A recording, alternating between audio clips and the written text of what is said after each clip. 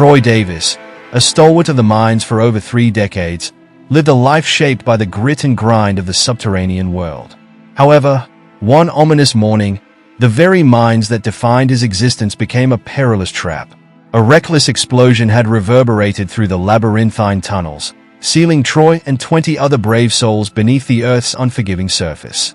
Their cries for help, muffled by tons of earth and rock, were met with a profound silence of impending tragedy. Rescue efforts, albeit valiant, arrived too late to save Troy and his fellow coal workers. Their fate remained a baffling enigma, even after the mine's yawning maw was pried open, revealing an eerie void where human life once thrived. The absence of bodies compounded the mystery, but authorities reluctantly declared Troy and his comrades dead after a harrowing 2-week wait. Among the wreckage of shattered dreams, Troy left behind a widow, Emily Davis, and their son, Martin Davis. Life took a drastic turn for Martin, who, despite the burdens of adolescence, found himself shouldering the responsibilities of an adult. High school graduation became an elusive dream as he juggled multiple full-time jobs to keep the family afloat. Yet, amid the toil and turmoil, one relentless question gnawed at his soul: what had truly transpired in that accursed mine? The inexplicable disappearance of his father and the other miners defied logic. In the quiet night hours, Martin's mother, Emily, often found solace on the porch, her grief-drenched heart held together by heavy doses of medication. Meanwhile, Martin's own restless nights were haunted by recurring nightmares of the ominous cave. In one of these waking terrors, he could hear desperate voices trapped within the subterranean abyss, begging for salvation. His dreams echoed with heart-wrenching pleas and the sound of crumbling rock as phantom hands reached out for a savior. Martin would wake up drenched in cold sweat, the clock cruelly reminding him that it was only 2 a.m.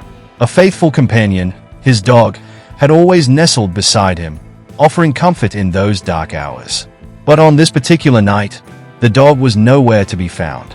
As Martin scoured the house, his dread grew with each step, only to find both the door and the screen door flung wide open. An unexpected pang of panic surged through him. Had his mother inadvertently left it open? Reluctantly, he resolved to venture outside, something his mother would have never permitted under normal circumstances. With hushed tones, Martin called out for his dog, the words trembling on his lips. But the night remained eerily silent, save for the rustling of leaves. As anxiety gnawed at him, a disconcerting notion began to creep into his mind. What if the dog had ventured toward the coal mine? The idea seemed absurd, even preposterous, yet it clung to him like an ominous shadow. Shaking his head in disbelief, Martin berated himself for such irrational thoughts. Nevertheless, curiosity and concern pushed him onward, and he set off toward the foreboding coal mine. As he drew closer, an uncanny sound reached his ears, a faint, distant whimper. It was his dog. He was sure of it. The faithful companion was frantically scratching at the wooden barriers that typically sealed off the entrance to the mine. In a desperate bid to retrieve his beloved pet, Martin called out with mounting urgency, but his cries fell on deaf ears as the dog burrowed beneath the crude barricade, disappearing into the heart of darkness. Fear clenched Martin's heart, and he knew there was no turning back now. With trembling resolve, he steeled himself for the impending descent into the depths of the mine, praying to reunite with his loyal friend and unearth the truth buried beneath layers of... Just as Martin was on the brink of embarking on his courageous journey into the enigmatic cave, a sudden blaze of headlights pierced the inky darkness. Red and blue sirens painted the night in a surreal kaleidoscope of colors as a car pulled up. The driver's door swung open, and a stern-faced police officer emerged, casting an imposing silhouette against the shadows. For Martin, this unexpected arrival brought a glimmer of hope. Thank goodness, he thought. Maybe this officer can assist me. However, his optimism was promptly dampened as the officer barked, "Hold it right there, kid. What are you doing out here at this ungodly hour? Your parents must be beside themselves with worry. You can't be more than 12, right? I'm taking you back home this instant."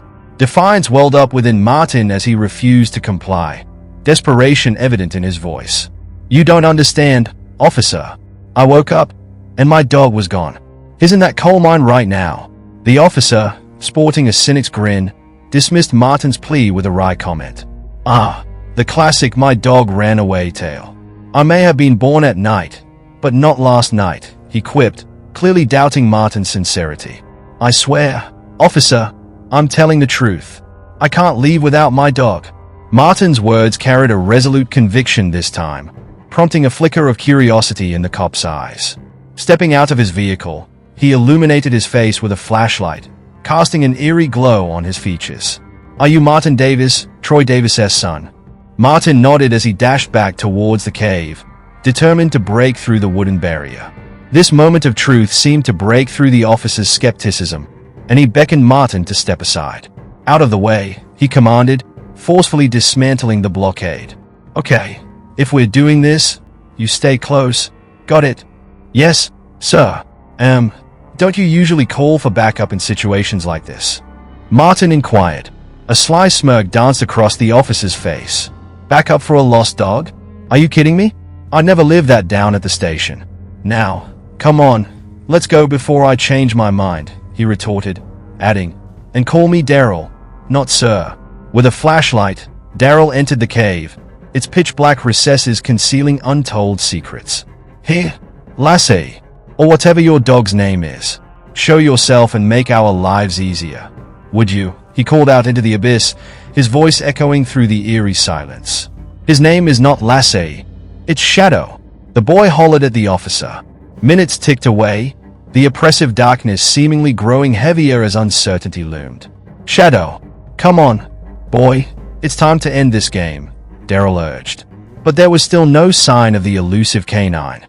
The mines, creepy enough in daylight, took on an unsettling, otherworldly aura when the world above lay cloaked in stillness and darkness. I'm not leaving without him. Martin's fervent proclamation echoed through the cavern. Shadow wasn't just a pet.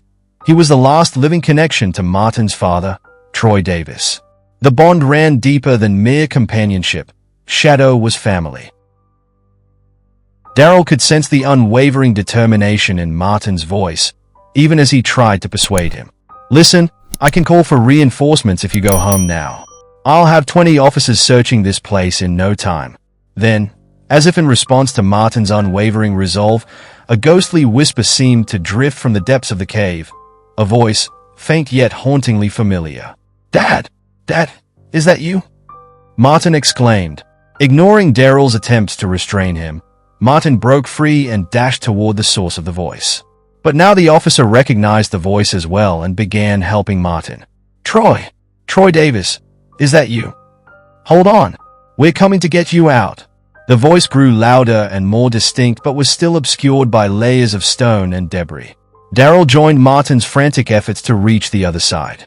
Don't worry, we'll have you out in no time, he assured Troy, though his futile attempts to radio for backup revealed the unforgiving limits of the cave's isolation. The mine's unfathomable depths swallowed their pleas, leaving them alone in a subterranean world of shadows and echoes.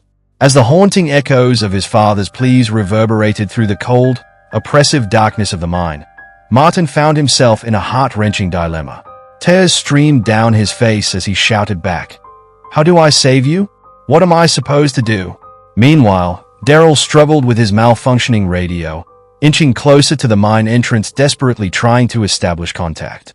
Troy's voice, a mere whisper now, penetrated the desolation, instructing his son with a sense of urgency. Get the dynamite. Blow a hole in the wall. There's still some scattered through the cave. Do it before the officer returns. Panic seized Martin as he frantically scanned the black abyss for any signs of dynamite. In his desperation, he was about to give up when his foot made contact with something solid, a stick of dynamite. Dad, I don't have a lighter. I don't have anything, Martin lamented, his voice trembling. In response, the voice urged, Take the officer's gun. The suggestion sent shivers down Martin's spine. What? Are you serious? I can't do that, he protested. Martin, I'm dying. There's no time to think. I'll be gone before help arrives. Please, help me, son. Troy's words hung heavily in the stale, suffocating air. Struggling with fear and uncertainty, Martin grappled with a moral dilemma before him.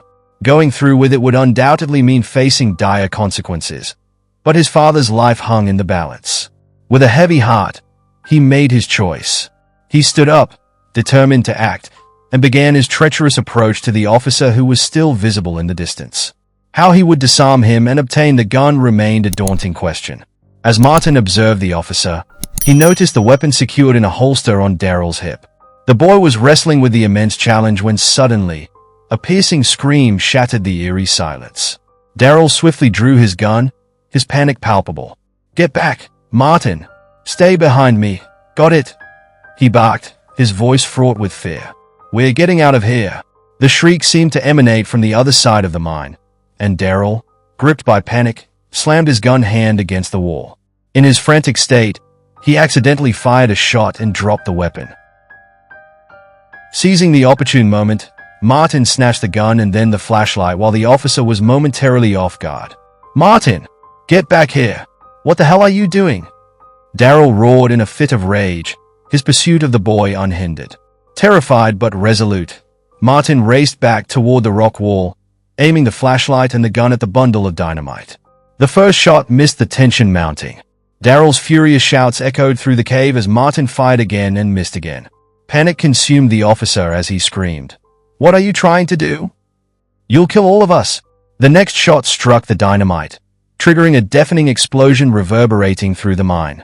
Martin and Daryl were thrown to the ground as the flashlight clattered across the floor, casting its beam over the now clear path through the rock wall. Daryl staggered to his feet, his ear ringing painfully as he yelled at Martin, "I can't hear out of my right ear. Get over here. You'll listen to me from now on." He grabbed the boy's trembling hand, his anger palpable, before retrieving his gun and holstering it. He then retrieved his flashlight, leaving Martin with a sense of trepidation. "Daryl, wait!" Martin shouted desperately, but the officer's anger had reached its limit. He began to retrace their steps, ignoring Martin's pleas.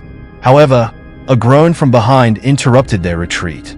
The noise seemed to emanate from the ground, and gradually, both Martin and Daryl turned to witness an eerie sight, a figure or something else crawling along the cave ceiling. "What on earth is that?" Daryl muttered under his breath, his voice filled with an uneasy blend of wonder and dread. As the creature's head slowly pivoted, its piercing eyes bore down upon the officer, casting an eerie, malevolent glare that sent shivers down Daryl's spine. Martin, too, found himself captivated by the unnerving sight before him. The creature, now in full view, revealed its nightmarish form. Its long, sinewy limbs extended like wraith-like tendrils, gripping the cave's uneven surface with a chilling grace. The elongated fingers ended in sharp, dagger-like claws, each one capable of slicing through solid rock as effortlessly as a blade through butter. Its mouth, a jagged maw of nightmarish proportions, displayed rows of teeth resembling cruel, serrated spears. Each tooth gleamed with an ominous malevolence, ready to tear through anything in its path. But it was the creature's eyes that truly captured their terror. Sunken deep into its face, those eyes radiated a crimson glow that seemed to pierce the very soul of anyone unfortunate enough to meet its gaze. The creature's desiccated skin clung tightly to its skeletal frame, a deathly pallor accentuating the protruding bones beneath. Its complexion bore the ashen gray of the grave, a spectral visage that whispered of long-forgotten horrors. In the dim, subterranean gloom, the creature bore the unsettling likeness of a gaunt skeleton, an unearthly specter clawing its way back from the abyss of the afterlife. As the nightmarish creature inched ever closer, its malevolent eyes locking onto the trembling officer and the terrified boy, it seemed as if all hope had dimmed. Martin and Daryl, paralyzed by fear, could only hope the nightmare before them would dissipate like a fleeting shadow. But then, a sharp bark echoed through the tunnel, piercing the ominous silence like a clarion call of hope. It was Shadow, the faithful dog, charging past the beast, past Daryl and Martin, like a streak of salvation. "Shadow!" Martin's joyous cry rang out as he saw his loyal companion. But their elation was short-lived as a blood-curdling shriek erupted from the creature, a signal that summoned others of its kind. These were no ordinary creatures. They were enigmatic horrors that defied understanding. As Martin and Daryl made a desperate dash toward freedom, they soon discovered the creatures were swifter than shadows, materializing before them in the blink of an eye.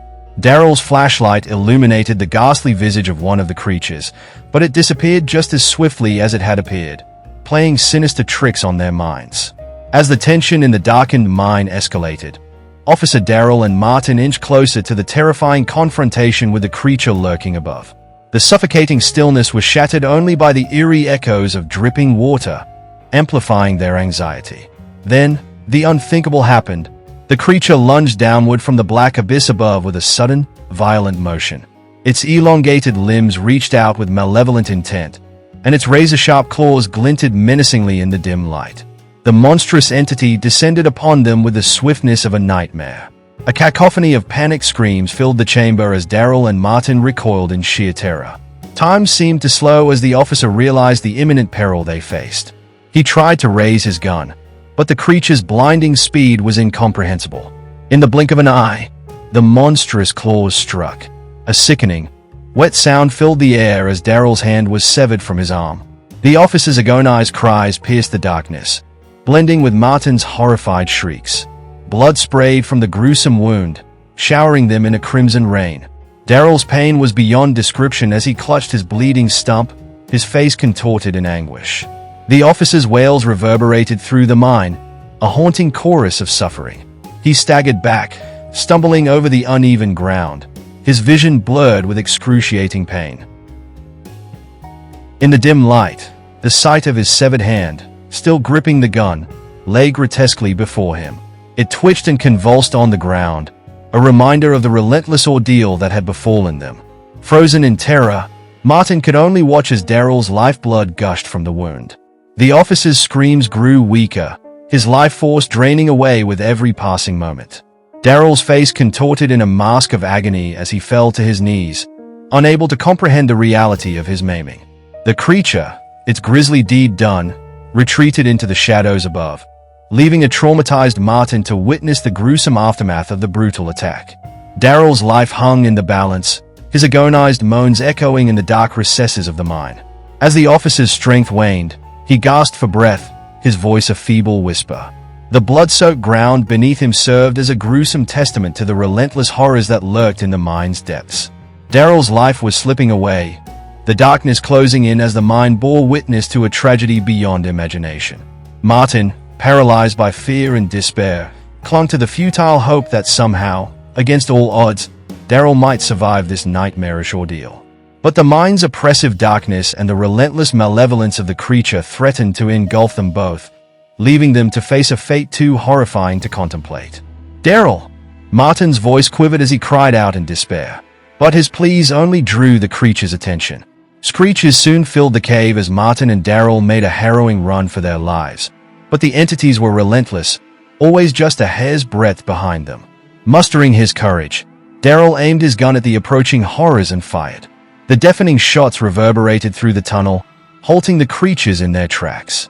One of the bullets struck a creature directly in the head, but to their dismay, it merely ricocheted harmlessly, leaving the beast seemingly unharmed. The unthinkable happened as the scene in the dark mine chamber continued to unfold. With its grotesque appearance and insatiable hunger for terror, the creature descended upon Officer Darrell unmercifully. Darrell, already grievously wounded from losing his hand, could barely comprehend the horror that awaited him. He attempted to scramble away, his eyes wide with terror, but his strength waned with every passing moment. The creature's presence was overwhelming, casting an icy shadow over the officer's diminishing hope. The creature's long, gnarled limbs seemed to extend infinitely as it closed in on Darrell. Its piercing red eyes glowed in the dim light, fixated on its helpless prey. Its ashen, desiccated skin clung tightly to its skeletal frame, giving the abomination an aura of death itself. Time seemed to slow to a torturous crawl as the officer struggled to draw breath. Finally, the creature's claws closed around Darrell's neck. The officer's screams reached a crescendo of despair as he gasped for breath, his face contorted in agony. The creature's inhuman strength seemed boundless as it effortlessly lifted Darrell from the ground, suspending him in the air like a marionette. The officer's futile struggles and desperate pleas for mercy filled the chamber, but they fell on deaf ears. As the officer's lifeblood gushed from his maimed body, the creature's gaze remained fixed on Darrell's anguished face. It was a tableau of unrelenting terror, a nightmare made flesh. And then, with a final, gut-wrenching twist, the creature severed Darrell's head from his body. The officer's death was a spectacle, a horror that defied description. As Daryl's lifeless body crumpled to the ground, the creature's insatiable hunger was momentarily sated. It stood amidst the blood-soaked carnage, a silent sentinel of terror in the heart of the mine.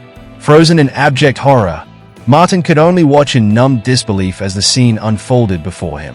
Daryl's lifeless form lay sprawled on the cold, unforgiving ground, his head severed from his body in an act of malice. The mine seemed to pulse with an otherworldly dread, and the oppressive darkness pressed in on all sides. Martin, left to confront the unimaginable sights that lurked in the mine's depths, could only pray that he would somehow survive this relentless nightmare. This brief respite allowed Martin to distance himself from the horrors pursuing him, but Daryl's life hung in the balance. One of the creatures closed in, its clawed hand slashing through the air with deadly intent. The officer's head, severed from his shoulders, tumbled to the ground, his lifeless face etched in terror. "Daryl!" Martin's anguished cry echoed through the cave, but there was no response. Desperation clung to him like a suffocating shroud as he realized the creatures were closing in on him next. The situation grew increasingly dire, his survival resting on a knife's edge. In this dire moment, Shadow, the loyal canine companion, approached Martin with a ring clutched in his mouth, keys belonging to the police vehicle. "I can't just leave," Martin murmured to himself, contemplating the impossible decision he faced. Yet, climbing into the police car, he found solace in knowing it might be their only hope. Thinking for a few moments, Martin looks back at his dog. "I'm about to do something very stupid. I feel like a poorly written character in a horror movie. Here goes nothing." Before starting the engine, Martin notices what resembles a gun on the dashboard. On closer inspection, however, it turns out to only be a flare gun. "Lot of good this will do me," he said to himself before tossing the gun out the window. Martin donned his seatbelt, turned on the car's engine, and drove recklessly toward the cave's entrance, heedless of the consequences. The car's collision with the tunnel barricade sealed their fate, sacrificing itself to obstruct the creature's escape. But the impact took a toll on Martin, knocking him unconscious. Outside the cave, Shadow barked frantically, his concern sincere. As the car's fuel tank ruptured, gasoline flowed onto the ground and into the mine, the threat of an imminent explosion looming. Shadow's urgency intensified as he barked incessantly, prompting Martin to stir back to consciousness. Awakening to the scent of gasoline and the looming danger, Martin frantically extricated himself from the wreckage. His forehead seeping with blood, he glanced at the dog. Reality dawned on Martin as he realized the impending catastrophe. The police car rattled violently, its occupants, monstrous creatures from the abyss, desperate to escape. "That won't hold them for long if we don't do something. Any ideas, Shadow?" Martin questioned, gazing into the dog's eyes. Shadow signaled Martin to look at the fuel tank beneath the car with a determined bark and a nudge. "I can't believe I'm considering this," Martin mumbled to himself, grasping the flare gun he found. As he aimed it at the pool of fuel, he took a deep breath and pulled the trigger. The flare ignited the gasoline, causing a blaze to erupt beneath the car. Screeching in fear, the creatures within the mine retreated from the flames. "Are they afraid of fire?" Martin wondered aloud as he watched part of the mine caught fire, reducing the haunting sounds to mere echoes. The boy could hardly believe his eyes as the creatures, whatever they were, fell silent and retreated into the depths of the burning cave, their malevolence extinguished by the consuming flames. A whirlwind of emotions churned within Martin as he grappled with the nightmarish reality unfolding before him. His first instinct was to reach out to the authorities, call the police and seek help. Yet, a wave of paranoia washed over him, chilling his resolve. Fear gnawed at his mind, whispering that no one would believe his harrowing tale of creatures lurking in the depths of the coal mines. As he wandered through the darkness, his only companion, the faithful Shadow, Martin's inner turmoil spilled out in a frantic soliloquy. "What the hell do I do? Shadow, call the police? No, they'll think I did this. No one will believe there are creatures inside the mines. What am I doing? Talking to a dog, that's what I'm doing. I'm losing my mind." He marched forward, the anxiety and uncertainty of the situation tearing at the edges of his sanity. "I'll just explain it was an accident. No, I'll be locked up for life. No one can know about this, Shadow." The dog, unable to offer more than a confused look, followed Martin as they journeyed toward home. Despite his internal struggles, Martin's determination carried him forward, driven by the need to keep this dreadful secret locked away from prying eyes. No one has to know. This will all clear itself out, he muttered, haunted by the sinister events in the cave. As they neared home, Martin's heart sank at the thought of facing his mother while grappling with the horrors he had encountered. "Hey, hold up! Don't wake up, Mom," he admonished Shadow, who seemed equally eager to reach the safety of their haven. Inside the darkened house, Martin breathed a sigh of relief. He tiptoed quietly, ensuring his mother remained undisturbed, before retreating to his room. The computer screen flickered to life, the only illumination source in the room. Sleep was a distant concept for Martin, given the night's terrifying events, so he resolved to seek answers, no matter how unsettling they might be. With trembling hands, he typed his fragmented thoughts into the search bar. Pale blue, ash skin, and creatures in the coal mines. The results were far from comforting, as one of the first suggestions led him to a topic he could scarcely believe: zombies. "No way. These are way more terrifying than zombies," Martin muttered, his voice trembling with unease. "These are no zombies. Zombies aren't immune to bullets.